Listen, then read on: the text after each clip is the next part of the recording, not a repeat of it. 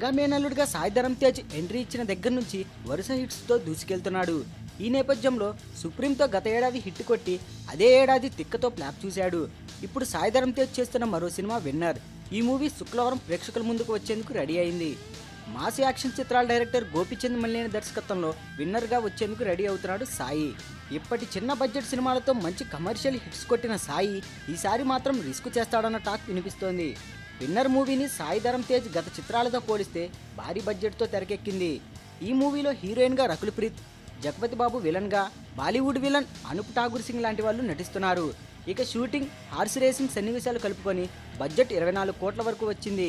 సాయి ధరమ్, గోపీచంద్ మల్లేల మీద ఉన్న అంచనాలతో ఈ మూవీ బిజినెస్ 30 కోట్లకు చేరుకుంది. ఇక విన్నర్ 30 కోట్ల షేర్ వస్తే కానీ గట్టెక్కదు.